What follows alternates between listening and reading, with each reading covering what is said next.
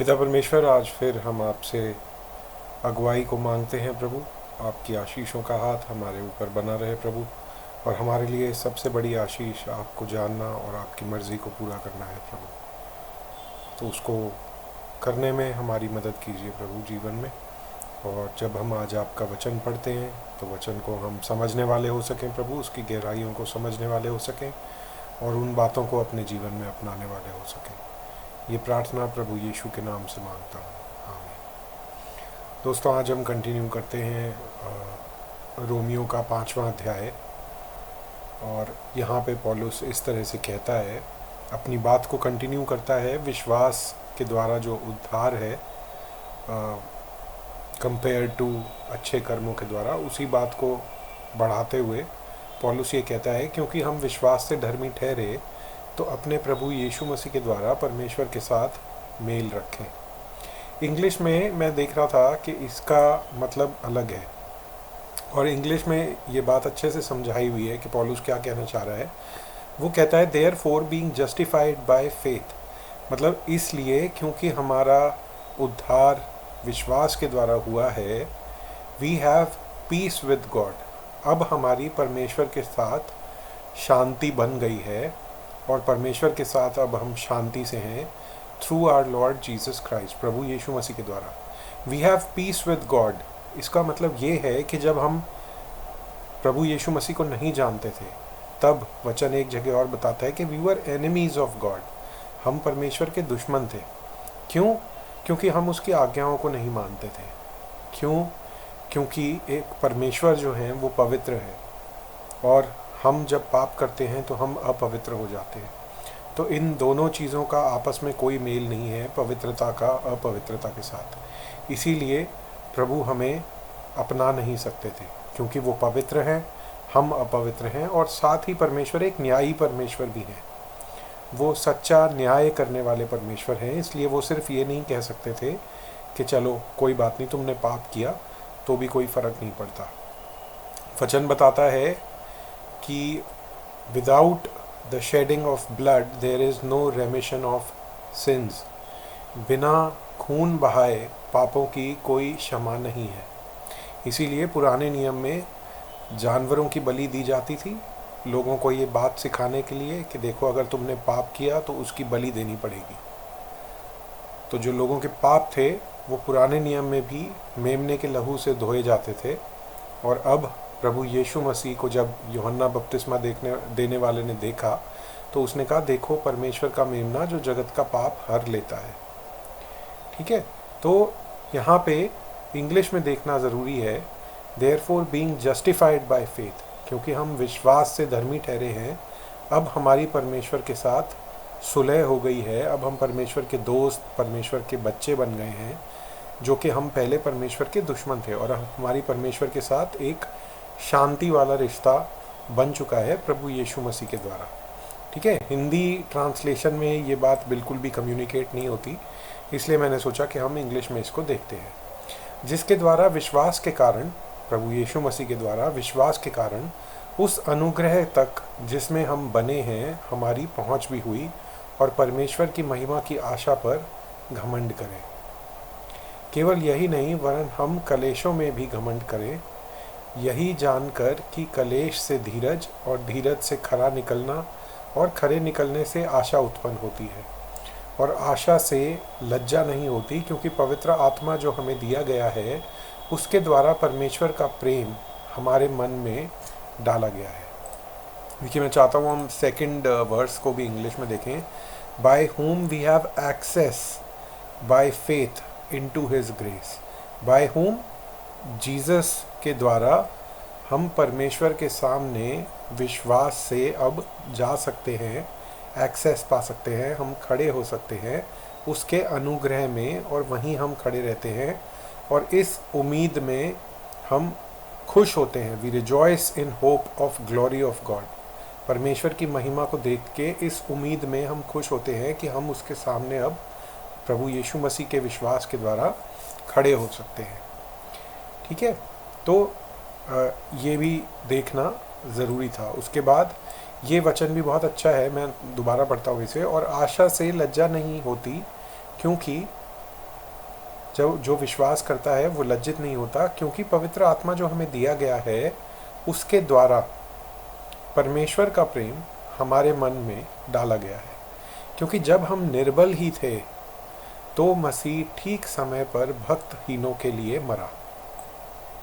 भक्तहीन यहाँ पे वही अधर्मियों के लिए मरा। जब हम निर्बल ही थे तो मसीह ठीक समय पे भक्तहीनों के लिए मरा। किसी धर्मी जन के लिए कोई मरे यह तो दुर्लभ है, परंतु क्या जाने किसी भले मनुष्य के लिए कोई मरने का धैर्य रखे। परंतु परमेश्वर हम पर अपने प्रेम की भलाई इस रीति से प्रकट करते हैं कि जब हम पापी ही थे तो प्रभु यीशु मसीह हमारे लिए मरे। जबकि हम अब उसके लहू के कारण धर्मी ठहरे, तो उसके द्वारा परमेश्वर के क्रोध से क्यों न बचेंगे।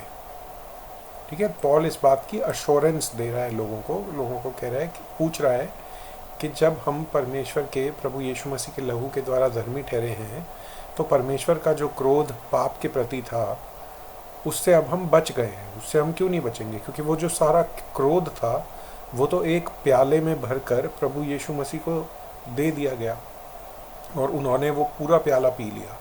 इसीलिए उन्होंने गतसमनी बाग में यह प्रार्थना करी कि प्रभु हो सके तो ये प्याला मुझसे टल जाए। उस प्याले में शारीरिक पीड़ा नहीं थी, उस प्याले में परमेश्वर का क्रोध जो मनुष्य की शुरुआत से लेके अंत तक हर पाप के और हर एक व्यक्ति के पाप के प्रति था, वो सारा क्रोध उस प्याले में था जो यीशु मसीह के ऊपर निकला और जो यीशु मसीह ने पी लिया। क्योंकि बैरी होने की दशा में उसके पुत्र की मृत्यु के द्वारा हमारा मेल परमेश्वर के साथ हुआ। जब हम बैरी थे तब यीशु मसीह ने हमारे लिए जान दी। फिर मेल हो जाने पर उसके जीवन के कारण हम उद्धार क्यों न पाएंगे। तो जब मेल हो गया तो उसके पवित्र जीवन के कारण भी हम उद्धार पाते हैं। और केवल यही नहीं, परंतु हम अपने प्रभु यीशु मसीह के द्वारा, जिसके द्वारा हमारा मेल हुआ है, परमेश्वर में आनंदित होते हैं। हम उद्धार पाते हैं और हम आनंदित भी होते हैं। इसलिए जैसा एक मनुष्य के द्वारा पाप जगत में आया, यानी कि आदम के द्वारा, और पाप के द्वारा मृत्यु आई, और इस रीति से मृत्यु सब मनुष्यों में फैल गई क्योंकि सब ने पाप किया है। क्योंकि व्यवस्था के दिए जाने तक पाप जगत में तो था, परंतु जहाँ व्यवस्था नहीं वहाँ पाप गिना नहीं जाता। ठीक है, कि कितना पाप है इसके बारे में हम पिछले वीडियो में काफ़ी डिटेल में बात कर चुके हैं, तो मैं इसमें दोबारा नहीं जाऊँगा। तो भी आदम से लेकर मूसा तक मृत्यु ने उन लोगों पर भी राज्य किया जिन्होंने उस आदम, जो उस आने वाले का चिन्ह है, कि अपराध के समान पाप न किया। तो दोबारा इसको पढ़ते हैं समझने के लिए। तो भी आदम से लेकर मूसा तक मृत्यु ने उन लोगों पर भी राज किया जिन्होंने उस एडम, जो कि पहला एडम था, यानी कि जो आदम और हवा वाला आदम था, जिन्होंने उस एडम की तरह फल नहीं खाया था जो उस आने वाले का चिन्ह है। यानी कि जो पहला एडम था वो भी कहीं ना कहीं प्रभु यीशु मसीह का चिन्ह दिखा रहा है, क्योंकि ईव को प्रभु ने कहा कि तेरी जो संतान होगी वो शैतान का सिर कुचलेगी। ठीक है, तो यहाँ पे ये उस आने वाले का चिन्ह का मतलब यीशु मसीह की झलक एडम के अंदर हमें दिखती है, क्योंकि वो एडम से ही आए ना। तो उसके समान पाप नहीं किया था, एडम के समान लोगों ने पाप नहीं किया था, लेकिन फिर भी मृत्यु मिली, क्योंकि पाप तो किया था। चाहे पेड़ का फल नहीं खाया, लेकिन फिर भी पाप तो किया ही था। पर जैसी अपराध की दशा है वैसी अनुग्रह के वरदान की है।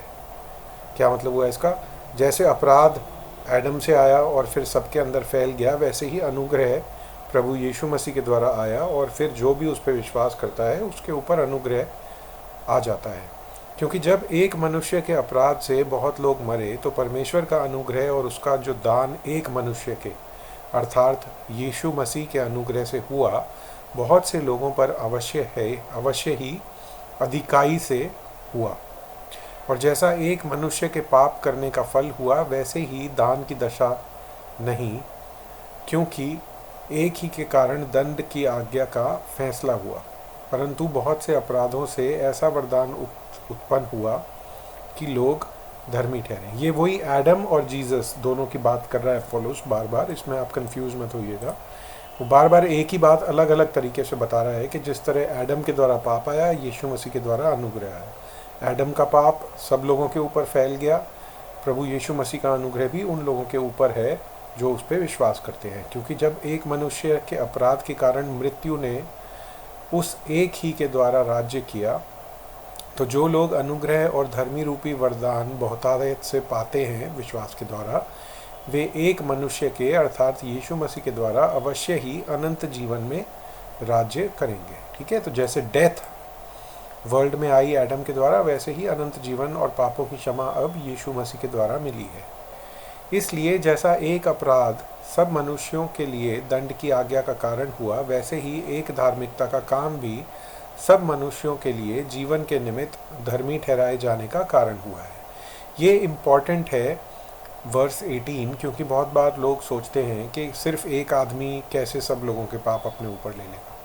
तो पहली बात तो वो एक आदमी सब लोगों से ज़्यादा कीमती था, क्योंकि वो कोई साधारण मनुष्य नहीं था, वो परमेश्वर खुद जो देहधारी होकर आए वो थे। ठीक है, तो इस बात का भी जवाब हमें वर्स 18 में मिल जाता है कि कैसे एक मनुष्य से, क्योंकि पाप भी तो एक मनुष्य से आया था और मृत्यु भी एक मनुष्य से आई थी, एडम से। तो इसी तरह से अनंत जीवन धार्मिकता अनुग्रह के द्वारा एक ही मनुष्य से आती है। क्योंकि जैसा एक मनुष्य के आज्ञा न मानने से बहुत लोग पापी ठहरे, वैसे ही एक मनुष्य के आज्ञा मानने से बहुत लोग धर्मी ठहरेंगे।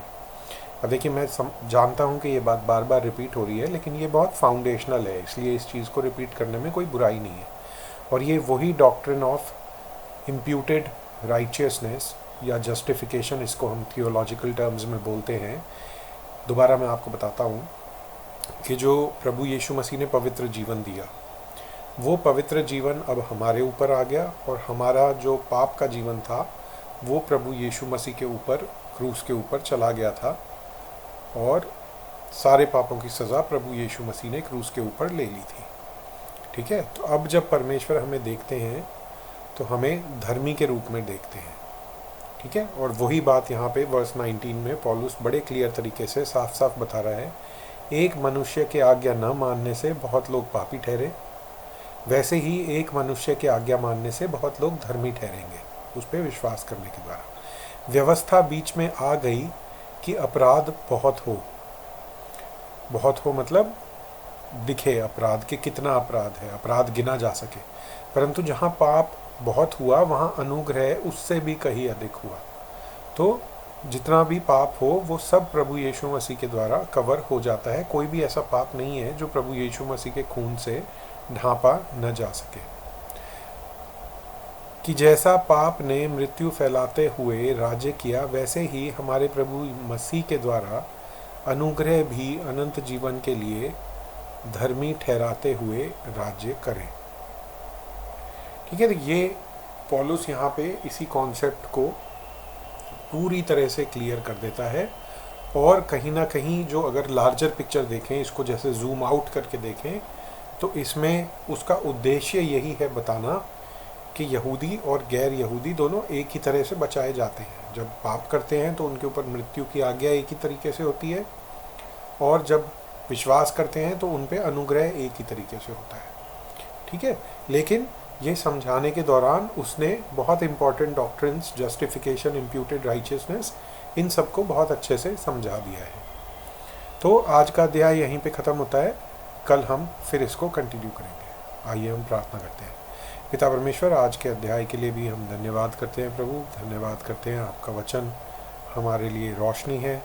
और प्रभु, मैं प्रार्थना करता हूँ कि हर एक व्यक्ति के अंदर आप अपने वचन को और ज़्यादा खुद पढ़ने की, समझने की और प्रार्थना करने की भूख आप अपने विश्वास करने वाले लोगों के अंदर जगाएं प्रभु, कि लोग खुद वचन खोलकर पढ़ने वाले हो सके और उसको समझने वाले हो सके। पिता परमेश्वर, धन्यवाद के साथ ये प्रार्थना प्रभु यीशु मसीह के नाम से मैं मांगता हूँ, आमीन।